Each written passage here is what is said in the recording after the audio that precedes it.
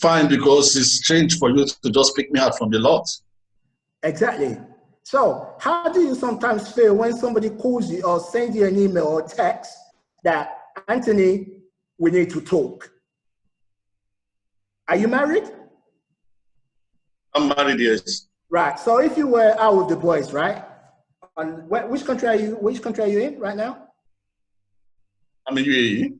UAE. Okay, cool. So if you were to be going to, let's call it the Palm in Dubai, right? And you didn't take your wife. If your wife is at home, and she sends you a text and she say, Anthony, we need to talk. How would you feel? I'll be uneasy because that is really, really very strange. Exactly. At that moment, right, because she's being vague, right? She sent you a text, Anthony, we need to talk. She didn't tell you why, she didn't give you a direction in what you're talking about, right? So you start to panic. Yes, that is true.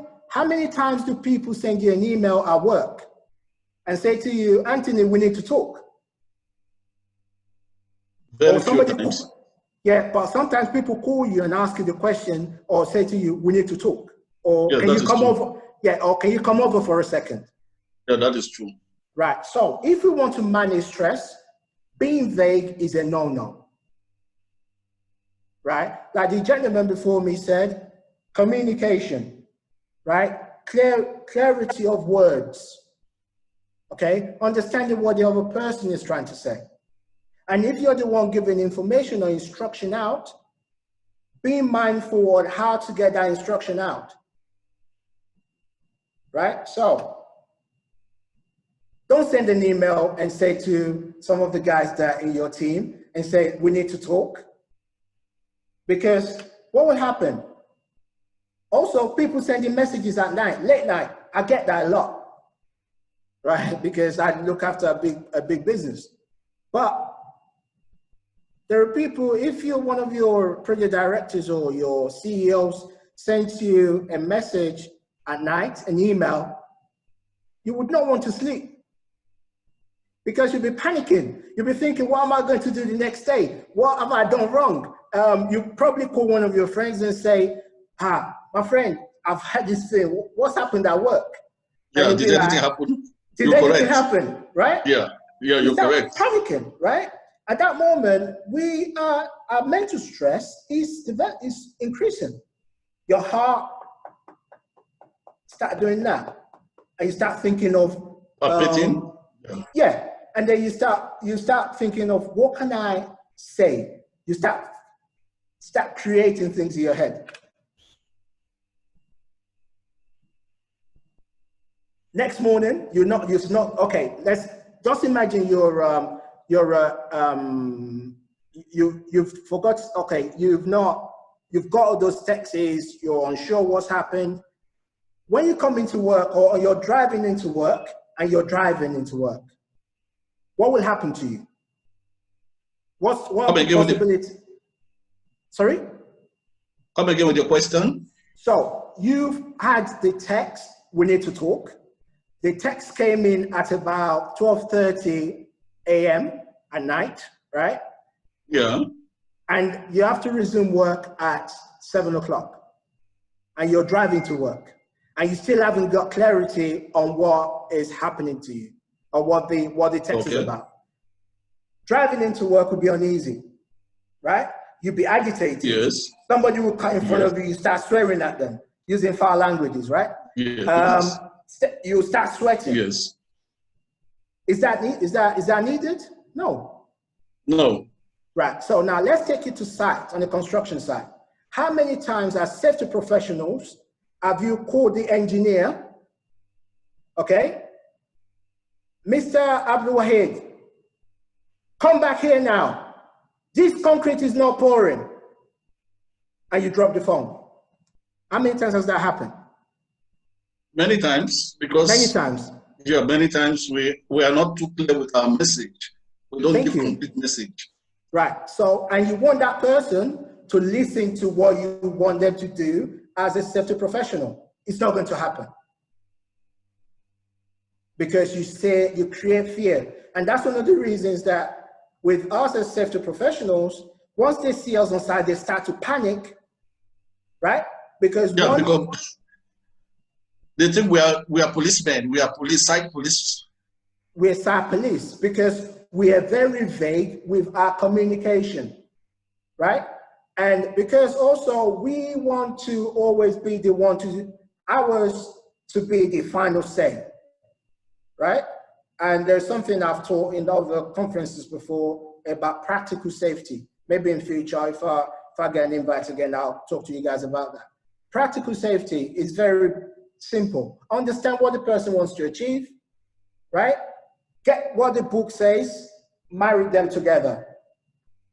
Not every single thing that the book says is going to be practical on your site, right? So if somebody was, if somebody was doing a hand dig excavation, right, and they don't have an excavator on site, right, and you say, oh, your method statement say you use the excavator, but it's only 500 mil of excavation, right? Is it worth stopping the work for them to get an excavator to do that? If it's a soft ground? No. That's practical safety, isn't it? Yeah, that is true. Yeah, so there's clarity in conversation because you understood what they're saying and you're able to do it. So what do we need to do? What do we need to stop doing? We need to stop being vague in our communication, like I said. Sending emails out of office hours unnecessarily. It's not required. There's always another day to do it. And somebody might be asking me, but what if the pressure is coming from top down, right? There's something we call management bottom up, right? And you could do that politely, right? And you could do that by giving, again, communication, keeping clarity, not being vague with your conversation with them. What do we need to start doing? Including some context into our communication, right? Be specific to what you want. Okay, thinking about how the recipient might interpret your message, right? So if you say to somebody, you have to excavate it with an excavator, and the person is like, my friend, this is a soft ground. I've got a shovel. I've done 300 mil of it. It's only 200 to go. Why do I need to go get a thing? Right? So be clear with your communication, considering the impact of your message. Because if somebody calls you at night, right? Because I remember when I was in Qatar, we had close to over 120 plus safety professionals that were in my team across the program. And every single night, my phone goes, right? Or text comes from somebody on site, you knew something has happened, right? So the stress level goes up. That affected my personal health, because I didn't manage it properly, right? I realized that I started doing things that I should not be doing. I was going out a lot, and it was affecting me mentally. That didn't mean I became mad, no. I didn't have to go on medication, but I had to do certain things that I enjoyed doing, like going out to play sports, going to the gym, playing golf, to re-engage myself. And some of the people might not be doing sports. You might be just going to spend time with your friends. Right.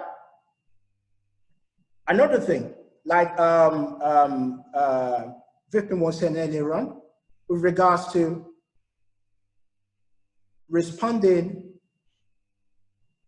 to time, I picked something up from the conversation I was having earlier on. Responding to time-sensitive emails, right? Don't run away from it. Like you said, be the front runner, yeah? If you need to speak up, right? So if somebody sends you an email that's time sensitive, I need a review of this method statement or risk assessment, right? For XYZ work on Z date. And you know it's a deadline. You need to understand what they need, right? If it's something that you could work on, sometimes it's just as simple as, I've received your email.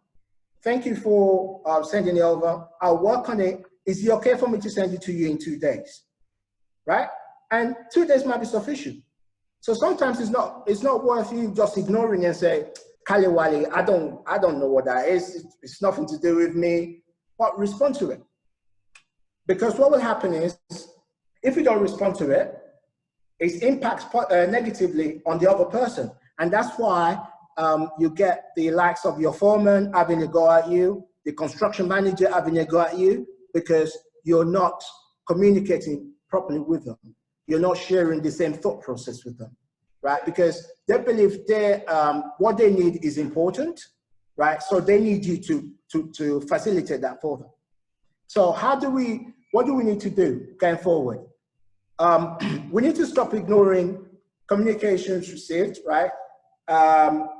If it's very important, check with them. How important is it? When do you need it by? If it's something that is needed in a week's time, then you still got some time to do it. It might be something that is needed there and then. And you know, so the business that we work in is very much more, very dynamic, right? So you can be doing